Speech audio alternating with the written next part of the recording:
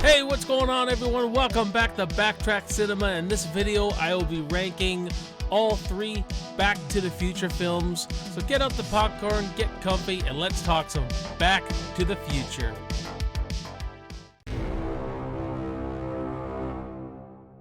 What's going on, everyone? Welcome back to the channel. My name is Jason. You're watching Backtrack Cinema. This is a place where we talk movies from the past that you love and want to see. Alright guys, so we're doing a Back to the Future ranking all 3 Back to the Future films from my least favorite to my absolute favorite. It's a great franchise. It's a great trilogy because it has a beginning, a middle, and the end. And it just all flows and fits, and everything's just they wrap it up with a nice bow on top, and it's great, man. Coming in at number 3 is Back to the Future Part 3.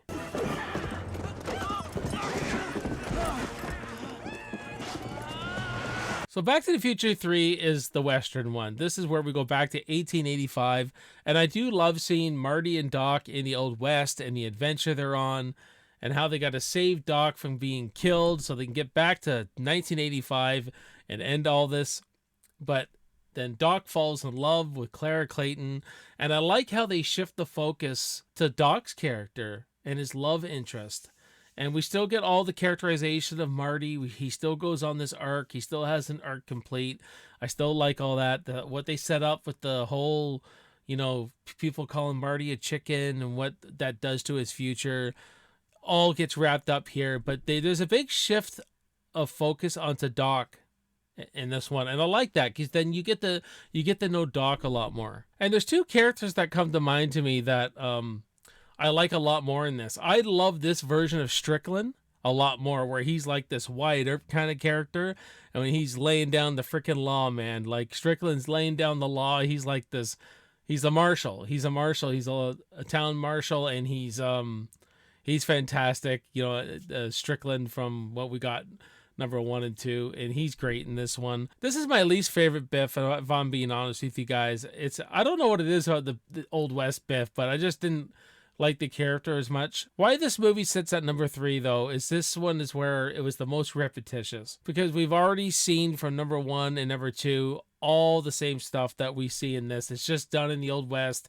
They just tweak it a little bit, but this is where the repetition, it was really starting to show its face, and where it was kind of like, we've seen this, but you still like the ride you go on of them trying to get back to 1985. I love the train sequence at the end. I think the idea that there's no gas in the DeLorean, they got to push it with a train. I think it was a great thing to do, and just the action set piece it is. And they got to stoke the train with fire to get it up to 88 miles per hour. All the things they got to do to make this work, and it's just such a epic sequence. I mean, there's thrills in it, there's action, there's comedy, there's a bit of everything in this sequence, and it's such a great sequence. And like I said before, you get everything, you get the character arcs, the story arcs, all wrapped up, which is really nice. Coming at number 2 is Back to the Future Part 2.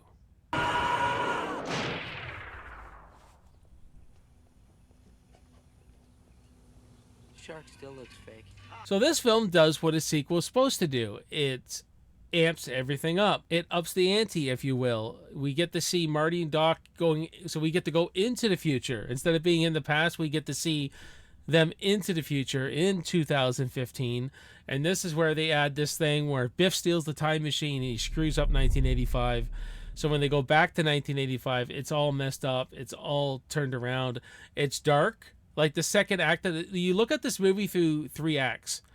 We're in the future in the first act, we go back to 1985 in the middle act, and in the third act we got to go back to 1955. But the middle act here is its darkest.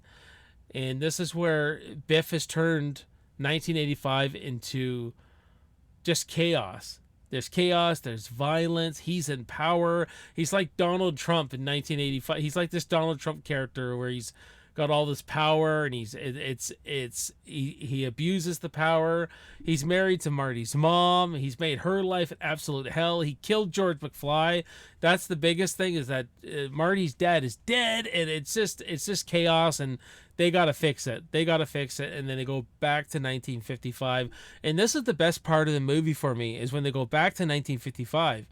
Because in 1955, they got to be careful not to run into themselves in 1955, where Marty's trying to get his parents together and then he's got to get back to 1985, and where Doc is getting the time machine ready in the clock tower, and they can't disturb any of that. The attention to detail they would have to go back into 1955 by seeing everything like the first movie. And now you could see parts where they added clips in from the first movie, but I'm not sure if they actually refilmed a lot of things or if they already had footage from different angles and they used that. I don't know. You diehard Back to the Future fans, let me know in those comments what if you know the answers to any of those questions, because it was either way they edited it together beautifully and it looks great. I love this part of the film so much.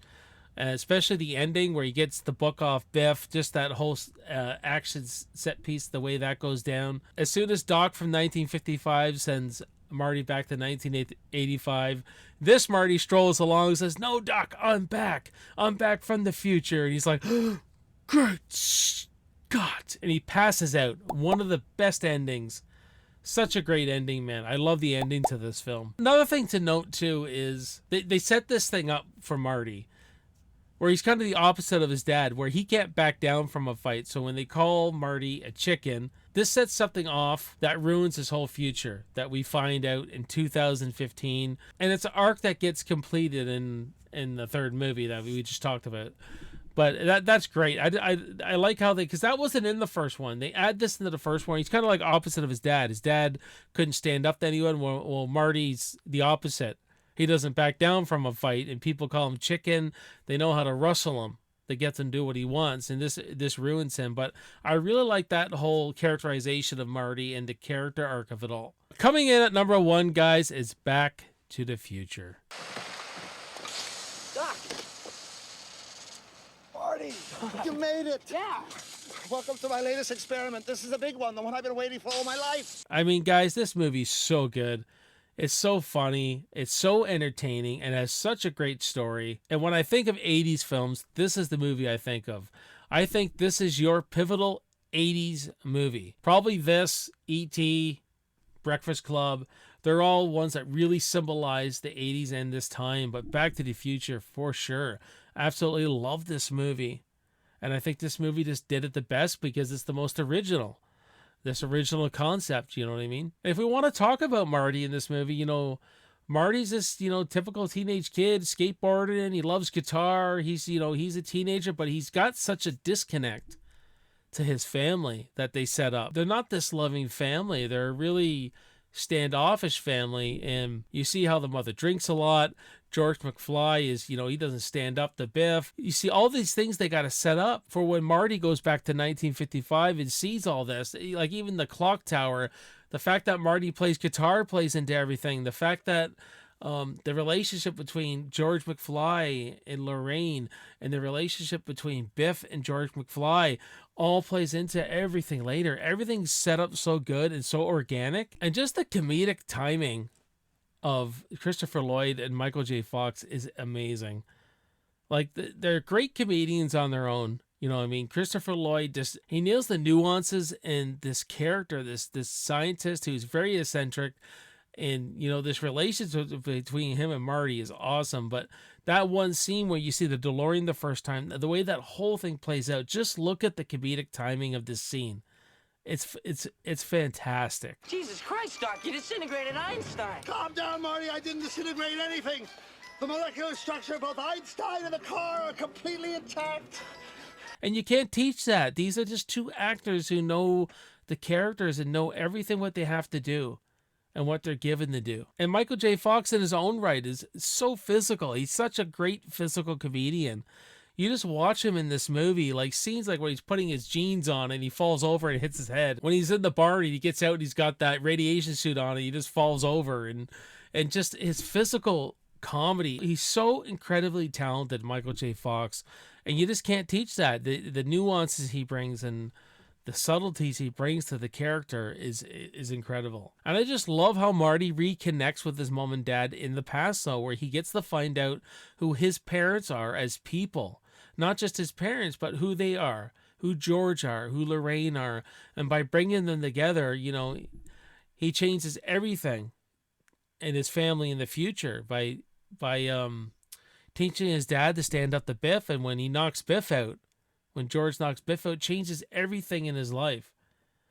And when he gets back to the future, you see his dad's a completely different person. His mom's a completely different person. They're fun. They're loving. They're in love. They're his dad's the type of person who's confident, and you can accomplish anything, son, which would change Marty's outlook on things, right? So at the end of the day, like, Back to the Future is really about a family that connects together again, and how Marty fixes this in the past, how he fixes this disconnect from his family, and then they're such a great family in the future for what he did and the lessons he taught to his parents in the past. Yeah, Back to the Future, man.